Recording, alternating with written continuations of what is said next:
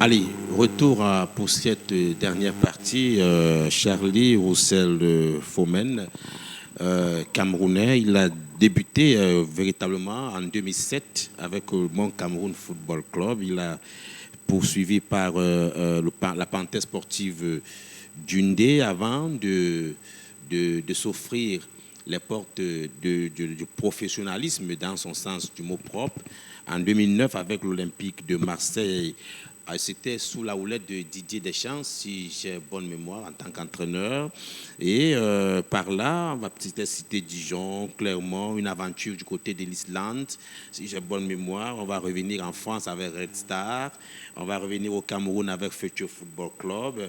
Et je rappelle que Charlie a porté le vert rouge jaune de maillot sacré dont le rêve fait office pour tous ceux qui sont footballeurs, mais il n'a peut-être pas frappé aux portes de l'équipe senior, malheureusement, mais il a été l'un des piliers de la belle épopée de la Coupe d'Afrique des Nations juniors en 2009, au point où ils ont terminé comme étant finalistes malheureux. Des souvenirs tels vous sont encore vivaces, Charlie, et vous vous dites peut-être s'il fallait recommencer, vous auriez le même parcours ou différemment ce parcours cité par il y a quelques minutes. Non, c'est pas commencer, je dirais que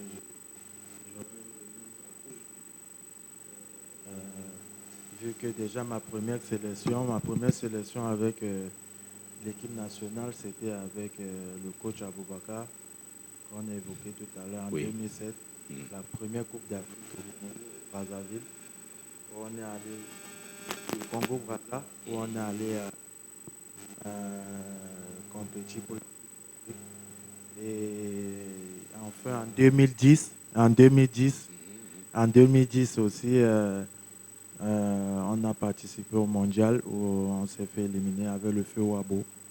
Ce qui veut dire que j'ai à mon jeune âge et j'ai quand même fait j'ai fait mon histoire, ma petite histoire, et j'espère la continuer, que ce soit sur les terrains ou en dehors. En- Tellement les mots me manquent, Ouais, je suis ouais, ouais, ému de ouais. conter cette histoire, afin que je sois dans une fin de carrière un peu, je peux dire un peu aboutie. Hmm. Ouais. Alors, Charlie, de tous ces clubs que nous avons cités, vous êtes de connivence avec moi que le club le plus mis en exergue ici, c'est celui de l'Olympique de Marseille. Ce fameux contrat que vous signez en 2009, on sent, vous sortez des profondeurs de l'Ouest Cameroun, vous êtes habitué à jouer sur terre battue, pratiquement comme des tennismen, et là, vous voyez partant pour l'Europe. Qu'est-ce qui vous passe en tête, jeune garçon à l'époque? Et il y a les photos, d'ailleurs même la photo principale de l'émission qui défile à présent. On vous voit très jeune en ce moment. La famille, les amis, les petites, il faut se dire la vérité, nous Ouais. sommes jeunes. Et tout ça là, comment est-ce que vous vous dites? Qu'est-ce que vous faites à l'instant?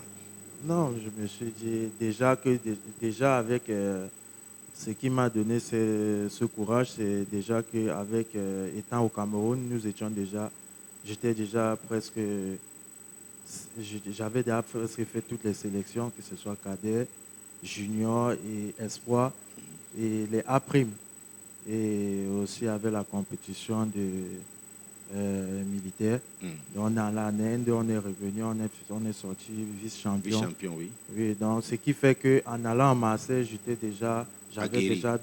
j'étais déjà bien rodé, vu que j'avais fait beaucoup de voyages et à l'international, et j'étais déjà dans une maturité professionnelle avancée. Hmm. Alors, quand vous signez pour l'Olympique de Marseille, qu'est-ce que vous vous dites? J'y vais, j'y vais pour jouer, parce qu'à l'époque, il faut rappeler que vous êtes latéral gauche, Mm. arrière gauche si vous voulez, et qu'à Marseille, on a un certain Tai Taiwo qui joue en arrière gauche des Ouais. Phocéens. Alors, vous vous dites, je vais la place à ce dernier. Qu'est-ce que vous dites dans la tête? On veut savoir exactement. Oui, déjà, bon, c'est un hold-up que Marseille a fait, parce que normalement ma trajectoire était faite pour Saint-Etienne, avec le coach Gatier qui me voulait sérieusement. Bon, je peux dire que ça, avec mon ex Maxime qui est au téléphone, que les choses se sont accélérées. Je me suis vu aller à Marseille parce qu'après la Coupe d'Afrique, la finale 2009, je me vois au Cameroun. Je reviens au Cameroun, les mecs signent et tout et tout. Ouais, Charlie, tu fais quoi au Cameroun? Tu es encore au Cameroun, tu n'as pas signé? J'ai dit non, je prends mon temps et tout. Bam, j'ai mon ami Nicolas Nkolo qui m'appelle, qui me dit, comme tu vois, on va t'appeler, telle personne va t'appeler et tout. Bam, Maxime arrive avec Marseille. Normalement, ma trajectoire, c'était Saint-Étienne. Oui, en toute sincérité, ma trajectoire, c'était Saint-Étienne. C'était déjà acquis total, bouclé. C'est à la dernière minute. Donc, c'est une information que je donne aujourd'hui, que je n'ai jamais donnée auparavant. Donc, c'était normalement Saint-Étienne, sûr et sûr. Qui devait vous signer. Oui, donc c'est un hold-up, en fait.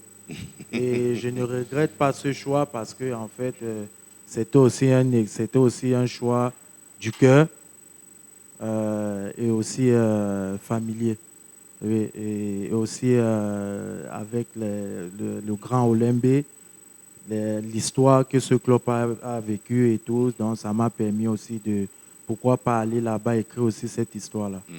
Alors, est-ce que vous ne vous dites pas que la piste Marseille, est-ce que vous ne vous dites pas que la piste Marseille vous a plombé? Parce qu'à Saint-Étienne, vous aurez, je parle au conditionnel, peut-être dû avoir le temps de jeu. Vous êtes tout feu, tout flamme, il faut l'annoncer. Vous avez de l'endurance, vous avez de la vitesse, vous avez de la puissance. Et là, on vous reconnaissait des grosses cuisses avec des frappes assez lointaines. Vous trouvez la profondeur, vous trouvez l'attaquant, vous mettez l'attaquant sur orbite. Ces atouts étaient rassemblés. Mais peut-être Deschamps, qu'est-ce qui s'est passé finalement pour qu'on ne vous sente vraiment pas dans le collimateur de Didier Deschamps? Non, mais déjà quand je viens à Marseille, quand je signe à Marseille, c'est Guérec. C'est Eric Guérec qui me recrute. Donc j'arrive, je fais ma visite médicale, je la passe très bien. Je reviens au Cameroun. Je repars le 14 avril 2009 en attendant pour faire la pré-saison avec Marseille.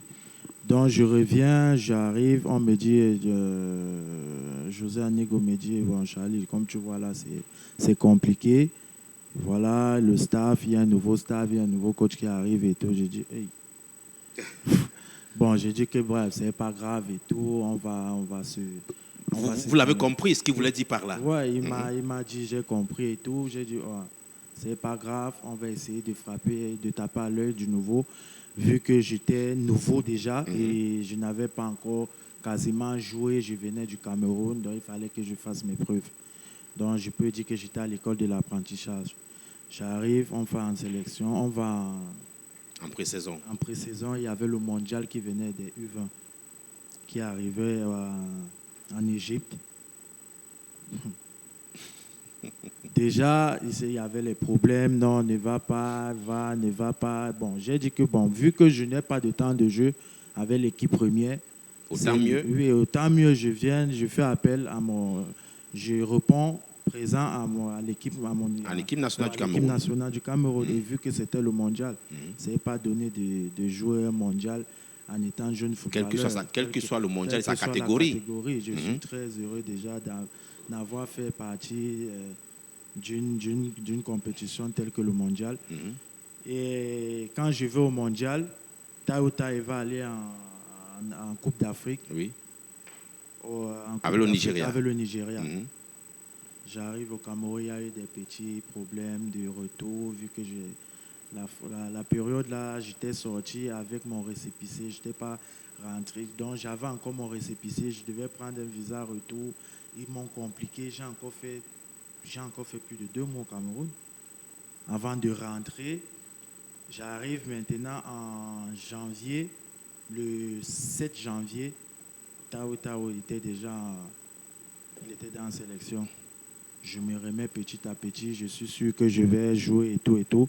Mais voilà, André Ayou et moi, on nous envoie à l'équipe réserve. André Ayou et moi, on nous envoie à l'équipe à l'équipe réserve.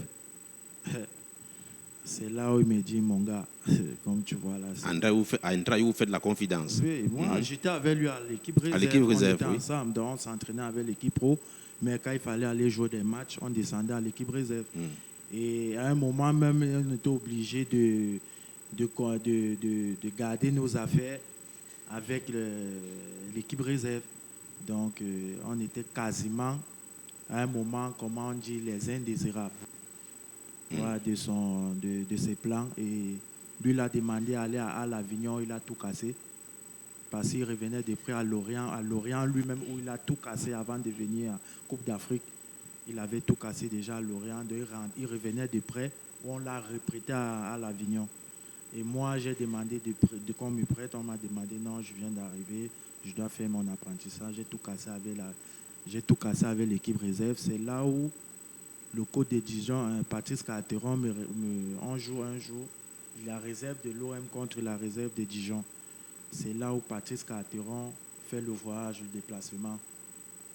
Il regarde, il dit, ben, c'est qui ça? On dit, c'est le jeune Fomen là. Parce qu'il aimait, j'avais la... Oui, tu avais la gnaque. Et ce jour, on jouait le derby contre Consola. J'étais capitaine. C'est là où on finit le match. Il me dit, c'est bien Charlie. J'ai dit, merci. Je ne savais même pas que c'était le coach d'un club. Je ne connaissais ni Dada ni... C'est là où il me dit que c'est bien Charlie. Franchement, c'est costaud. J'ai dit, merci coach. Je retourne, je viens en vacances au Cameroun. Je rentre, c'est où Maxime m'appelle. Il me dit, bon, comme tu vois là, le coach de Dijon te veut impérativement. J'ai dit, ah ouais, il dit oui. On est à quoi? Au restaurant, c'est le foot. On va pas citer le restaurant. Allons-y, vous oui, êtes dans un restaurant. Oui, dans un restaurant. C'est là, il m'appelle, il me dit, bon Charlie, je veux que tu viennes en prêt chez nous et tout. Est-ce que tu veux? J'ai dit, à directement. Grand, oui, j'ai dit à grand, oui, parce que... Vous voulez le temps de jeu? Oui, je voulais le temps de jeu et je voulais aussi être appelé à l'équipe nationale. Ouais. Parce que, bon, il y avait comme quoi il fallait jouer pour être à l'équipe nationale. Ce n'était plus le statut et tout. Bizarrement, les années après, c'est devenu n'importe quoi. Bon, bref, je n'ai pas eu ma chance, comme tu l'as évoqué, mais en 2007, le coach,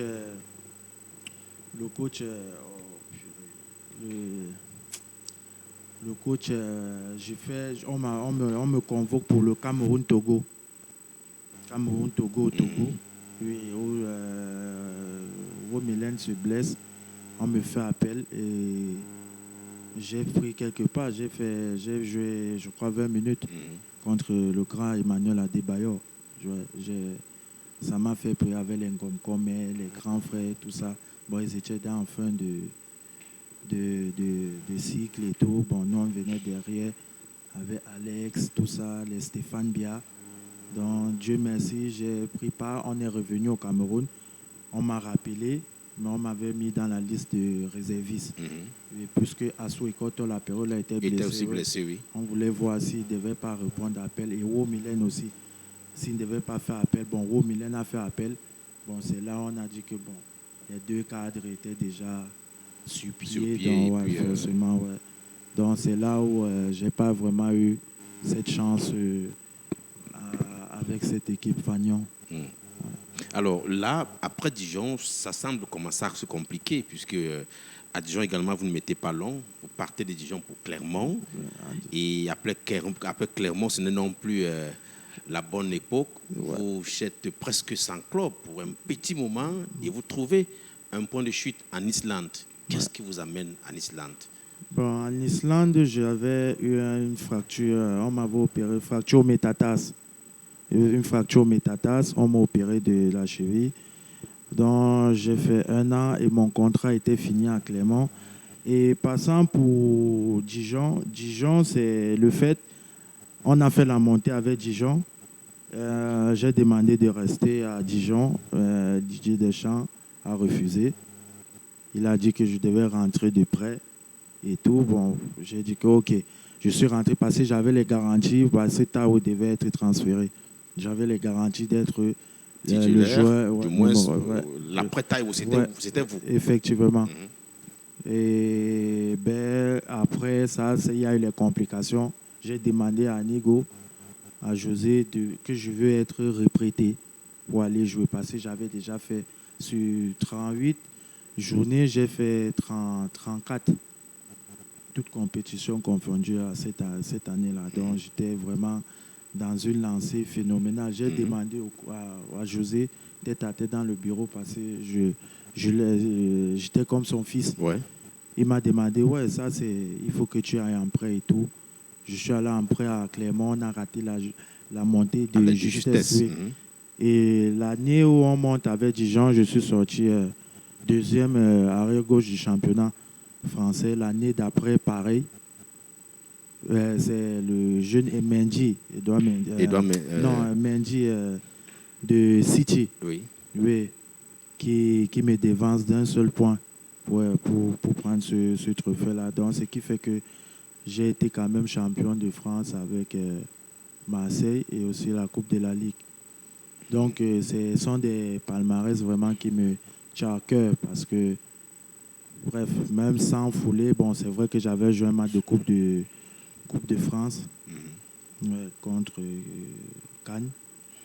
Et puis, bon, ça s'est bien passé, mais juste que je n'étais pas en confiance. Ouais. Parce que vous savez, le football, c'est aussi la confiance. Ouais. Alors, en Islande, vous jouez, je veux beaucoup plus citer le club de Lekinar, Reykjavik, c'était pas trop, la prononciation est difficile. Reykjavik, voilà. 18 matchs, vous marquez un but, vous prenez quand même 2 cartons jaunes. Ouais. Et là, vous vous dites, il y a espoir de revenir au devant de la scène. Ouais. Il y avait un grand espoir de revenir sur la scène. Et, là, ça ne s'est pas passé parce que j'étais prêté par le plus grand club islandais, à Legni. Oui. Bon, vous savez aussi, bon, moi j'étais étranger. Et déjà, pour que je joue dans ce championnat-là, il fallait trop de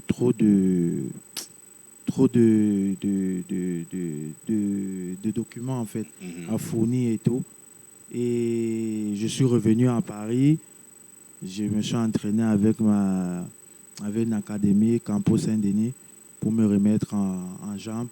Ça a été, je suis revenu au Cameroun, comme vous l'avez souligné. Oui. J'ai fait pratiquement peut-être, disons, 3 mois. Et ensuite, j'ai signé au Resta. Voilà, c'est de là que de Reykjavik, de Lekni, j'ai fait 1 an sans jouer, 1 an et quelques sans jouer. En 2016, comme ça, je reviens au Cameroun où je reprends avec mon ancien président, Fétieux, pour me relancer. J'espérais que ça devait être pour le mieux pour moi. Dommage, bon, le Resta m'appelle, on fait la montée après aussi. Bon, après les discussions, il n'y a pas eu le non-respect de mon contrat. On est même allé j'ai saisi l'UNFP et tout. Et tout s'est bien passé. Au final, il y a eu un commun accord où on a fait table rase. Et puis, pour le moment, je suis revenu au Cameroun pour un peu me ressourcer et aussi enlever tout ce qui était dans ma tête et tout et tout. Bon, j'ai fait des multiples voyages entre-temps et tout. Bon, ça n'a pas été concluant. Bon, pour le moment, je me remets petit à petit et pour le moment, je sens que je suis bien. Alors, s'il fallait résumer tout ce qu'on s'est dit, votre parcours débutant sur le plan local par Mont-Cameroun, passé par Panthère, Marseille, l'Islande, Fétu après, et puis aujourd'hui, qu'est-ce que vous vous dites? Vous êtes satisfait de ce parcours? Satisfait, non. Parce que, vous savez, j'ai connu le haut niveau très jeune. Très, très jeune. Qui dit jeune dit faire trop de bêtises aussi. Ouais. Quand vous signez à Marseille, vous avez quel âge, vous? Ouais, moi, j'ai signé à Marseille, j'avais 17 ans. J'attendais avoir 20 ans pour signer mon contrat pro. Donc, ça s'est fait comment je peux expliquer ça. Donc, j'ai signé, je suis revenu au Cameroun. Avant de jouer, j'ai raté la Coupe du Cameroun à cause de ça. Il fallait que j'attende mes 19 ans pour jouer. Donc, j'attendais mes 19 ans, mes 20 ans. J'attendais mes 20 ans pour jouer parce que j'ai signé. Je me rappelle, j'ai fait une erreur. J'ai signé à l'âge de 18 ans parce que je suis appelé avec le coach Lemano Aboubaka quand j'avais 17 ans, chez les U20. Oui. Oui, quand j'avais 17 ans. Parce que je suis le seul joueur camerounais, je précise bien, qui joue avec mon frère, le seul. Donc, au jour d'aujourd'hui, il fallait attendre 20 ans pour que le contrat soit homologué le 14 juillet 2009. Donc, pendant ce temps, j'étais en préparation, j'attendais et tout et tout. Donc, maintenant, et Vous puis, signez à 17 ans. ouais. On va peut-être pas revenir sur les montants, chacun donne sa part. Vous avez eu 100 millions lors de votre signature, 50 millions pour les autres, 150 millions. Ce n'est pas ça qui nous intéresse. Mais est-ce que vous avez eu des millions? À 17 ans, on estime que d'une somme astronomique, peut-être c'était le but, le premier but que vous voyez, peut-être 150 millions, c'est pas trop, je dis n'importe quoi, excusez-moi, c'est pas le montant exact. Alors, là, vous avez parlé vous avez signé très jeune, peut-être des folies. Laquelle, c'est-à-dire, vous prenez la grande tête, vous marchez à l'ouest, particulièrement sur la terre battue, mais on déroule le tapis rouge, c'est ça? Non, même pas. Moi, j'étais tellement généreux, simple. Moi, comme la folie de tout jeune, bon, j'ai aussi eu un entourage un peu pas trop, pas trop bien. Bon, il faut aussi avouer que j'étais têtu. Ouais, j'étais têtu, j'écoutais, je faisais qu'à ma tête en fait. Il faut être honnête, je faisais à ma tête, mais mon entourage aussi ne m'a pas aidé.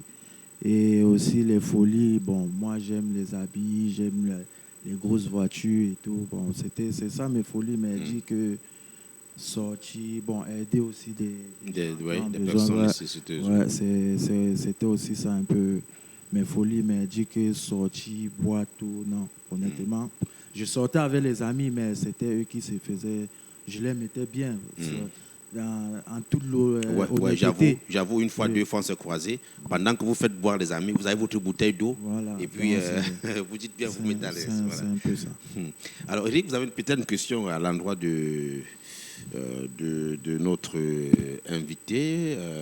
Ça va, je crois que techniquement, c'est possible. Voilà, il compte sur votre voix pour le faire. Allez-y, Eric, vous avez une question peut-être à l'endroit de... Oui, non, pas une question, mais dire l'admiration du jeune éducateur que je suis lorsque Charlie commence à jouer. Moi, je me rappelle de son match, je crois que c'était ici au stade Omnisport de Bipanda à l'époque. Ça devait être une sélection des joueurs du championnat camerounais contre les... Voilà.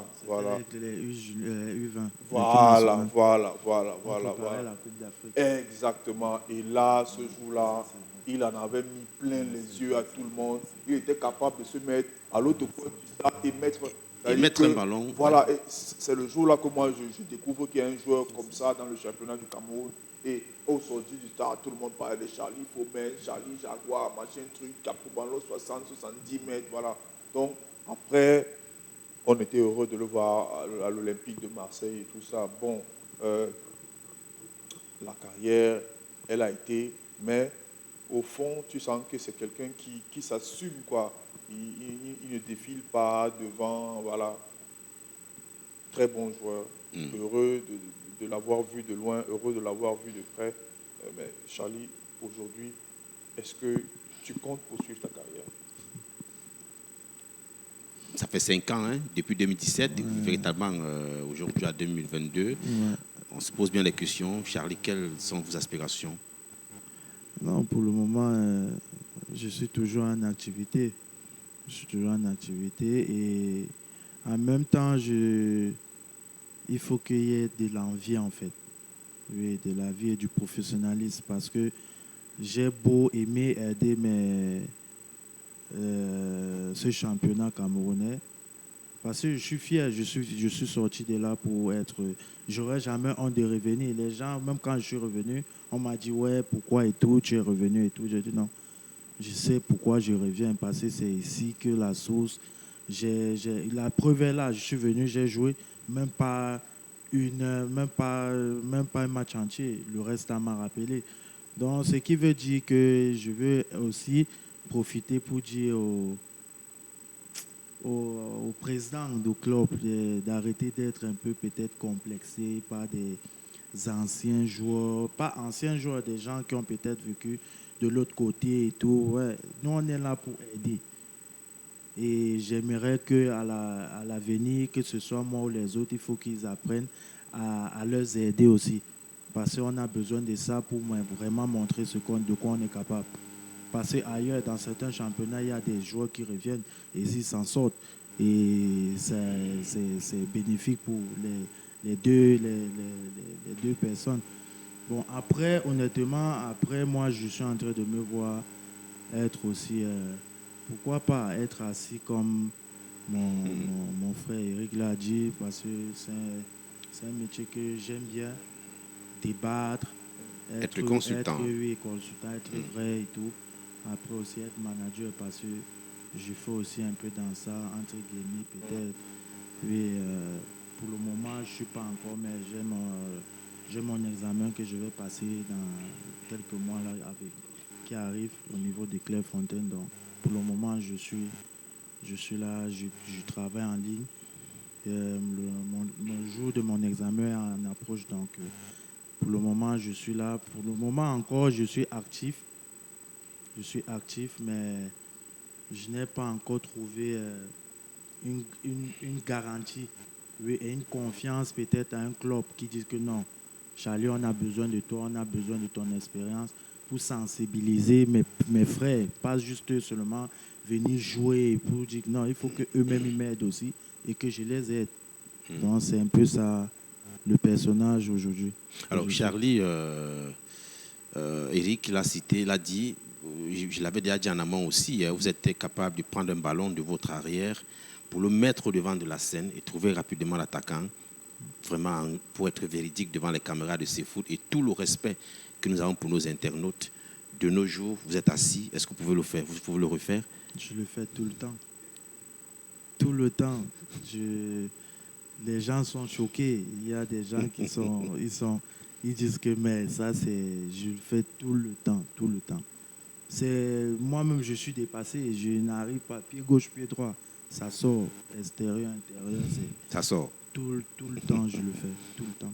Alors Charlie, dans la suite de cette vérité, pour ces entraîneurs qui nous regardent, CFoot est tellement suivi, je vous le disais, plus de 400 000 abonnés, et nous sommes suivis de par le monde. Ces entraîneurs qui nous regardent sur le plan local et international, si quelqu'un, après l'émission, 2 jours après, 3 jours après, je dis n'importe quoi, prenait son téléphone et vous appelait pour justement renouer véritablement dans le cadre de jouer, quelles sont les conditions? Peut-être pas, vous n'allez pas tout dire en direct, mais les préliminaires de vos conditions sont lesquelles? Non, les préliminaires, c'est la confiance. Moi, je viens je veux être dans un cadre où il y a, comment dire, où il y a de l'ambition. Je veux vraiment jouer dans une équipe qui veut être africaine. Déjà, ouais. C'est mon point fort là-bas, africain. Ouais, j'ai approché Coton, j'ai approché pas mal de clubs. Bon, après, je veux pas dire n'importe quoi, mais les gens oublient vite. Ils oublient très vite. Ils oublient aussi que bon, l'hygiène de vie est très important et que aussi l'âge, c'est que les chiffres. L'âge, c'est que les chiffres. Donc, ce qui fait que pour moi, pour moi, c'est être dans un club vraiment qui est vraiment ambitieux, en fait. Vous avez dit les gens oublient vite. Vous n'avez pas oublié peut-être? Quelles sont vos relations? Les José Anigo, les Tai Taiwo, tous ces joueurs que vous avez connus, les André Ayou, vous avez cités. Quelles sont vos relations aujourd'hui? Non, nos relations sont saines. De ma voix, moi, je me reproche de rien. Je sais que j'ai eu des égarements, mais il y a aussi eu des personnes qui m'ont bien entubé, qui m'ont enculé même. Désolé du gros mot, il y a des gens qui m'ont... Mais comme on dit, il y a toujours un Dieu en tout. Mais le moment venu, je vais les répondre. Quand je vais rapprocher totalement, c'est là où il y aura des trucs. Pour le moment, je suis en activité. Je ne peux pas dire n'importe quoi. Donc, j'attends vraiment, il y aura des vérités. Voilà. Comme on dit, c'est vrai, toute vérité n'est pas bonne à dire, mais ça sera bien de savoir. Oui. C'est très important parce que mon image et mon nom ont été salis à plusieurs Reprises. plusieurs reprises, même jusqu'à présent. Mais comme j'ai dit, le moment viendra et on en parlera. Allez, Eric, on va clôturer par là, sauf si vous voulez rebondir sur une interrogation, une appréciation. Merci donc, mon très cher Charlie. J'avoue que nous sommes en contact depuis beaucoup d'années. Beaucoup d'années. Et puis je me rappelle, peut-être c'était à Retz, vous jouez, et que j'étais en service à DBS Télévision. On se communiquait de toutes les façons. Pour être honnête, on a fini par se rencontrer. Et aujourd'hui, on fait émission pour le bonheur de nos internautes. On aurait dû être accompagné par Joël Babanda, qui s'en est excusé. Il est pris par le travail. Vous savez qu'il a raccroché les crampons et qu'il travaille pour une structure de la place. On aurait dû avoir également Olivier Boumal en version vidéo. On l'aura pour la prochaine fois. De toutes les façons, merci d'être passé, Charlie. Merci aussi à CFoot. Ça a été un plaisir. Et vous savez, des messages, ça pleut des messages. Hein. J'espère qu'on ne va pas trop titiller. Beaucoup, pourquoi pas, Eric le disait, peut-être la qualité de jeu qui nous manque aujourd'hui, c'est de trouver, on a Noutolo, très bon bagarreur, très bon barreur. On a Yongo Bitolo qui vraiment monte, fait des caviars.